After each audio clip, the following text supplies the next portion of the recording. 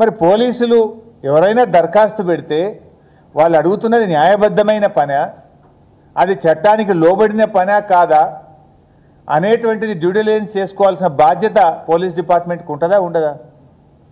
TGIC పెట్టిన దరఖాస్తే నేరపూరితమైనటువంటిది. Police ఏం చేయాల్సి ఉండే? మీరు చెట్లు కొడుతున్నారు కదా, దీనికి ఫారెస్ట్ డిపార్ట్మెంట్ అనుమతి ఉందా, ఇది వాల్తా చట్టానికి లోబడి ఉందా, వైల్డ్ లైఫ్ యాక్ట్కు లోబడి ఉందా, అవన్నీ చూసిన తర్వాత పోలీసులు అనుమతి ఇవ్వాల్సినటువంటి బాధ్యత ఉంటుంది. కానీ ఇవాళ ఏదీ చూడకుండానే పోలీసు రక్షణలో రాత్రింబవళ్ళు 50 బుల్డోజర్లు పెట్టి చెట్లను ఊచకోత కోసినటువంటి పరిస్థితి. ఇవాళ దాదాపు 3 జింకలు చనిపోయినాయి ఇప్పటికే అని చెప్పి స్పష్టంగా ఫొటోస్తో సహా ఎవిడెన్స్తో సహా కుక్కలు కొరికేస్తున్నాయి, జింకలు చనిపోతూ ఉన్నాయి, జింకలు పరిసర ప్రాంతాల ప్రజల ఇళ్లల్లోకి వస్తున్నాయి. అంటే అది ఉన్నటువంటి గూడును చెదరగొట్టినప్పుడు దిక్కులేక అవన్నీ కూడా పరిసర ప్రాంతాల్లోకి పోవడం, కుక్కల దాడిలో చనిపోయేటువంటి పరిస్థితి ఏర్పడ్డది.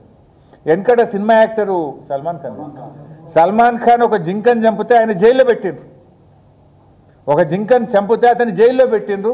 సంవత్సరాల తరబడి కోర్టుల చుట్టూ పోలీస్ స్టేషన్ల చుట్టూ తిరిగిండు. మరి 3 జింకలు చంపితే ఈ మరణానికి కారణం ఈ ముఖ్యమంత్రి, ఈ ప్రభుత్వం కాదా?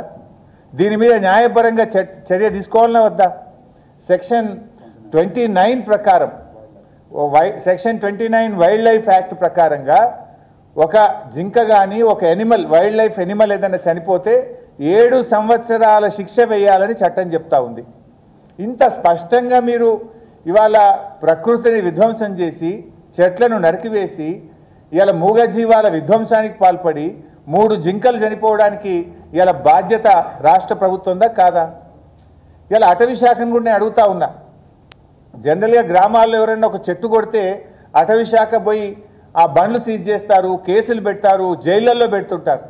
హైదరాబాద్ నడిబొడ్డున 400 ఎకరాల్లో జీవ విధ్వంసం జరుగుతూ ఉంటే హైదరాబాద్లో ఉన్న పీసీసీఎఫ్ కానీ, ఇక్కడున్న డిఎఫ్ఓ కానీ, ఇక్కడున్న కన్జర్వేటర్ కానీ, ఇక్కడున్న అటవీ శాఖ అధికారులు నిద్రపోతున్నారా అని నేను అడుగుతా ఉన్నా.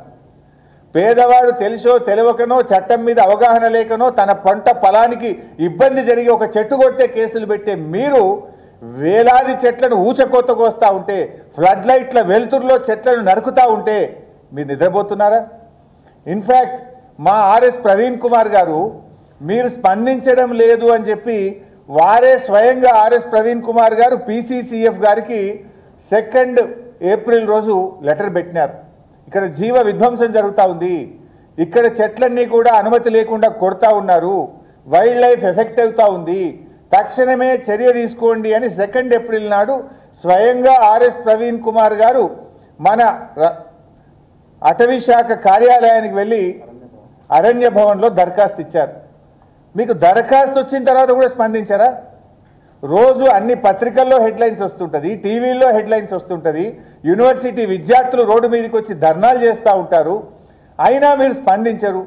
పోనీ మా ఆర్ఎస్ ప్రవీణ్ కుమార్ గారు స్వయంగా లేఖ రూపంలో మీ కార్యాలయానికి వచ్చి మీ చేతిలో కాగితం పెట్టిన తర్వాత కూడా అటవీ శాఖ స్పందించలేదు అంటే ఇది అటవీ శాఖ యొక్క పూర్తి నిర్లక్ష్యం, నేరపూరితమైన నిర్లక్ష్యం. అటవీ శాఖ స్పందించకపోవడం వల్లనే ఈరోజు ఇన్ని వేల కొద్ది చెట్లు నరకబడ్డాయి, ఇన్ని జింకలు ముచ్చివాత పడ్డాయి, ఇవాళ వైల్డ్ ఎనిమల్స్ అన్ని కూడా ఇబ్బంది పడ్డటువంటి పరిస్థితి ఉన్నది. ఇవాళ ఈ బాధ్యత మీది, మీరు స్పందించలేకపోతే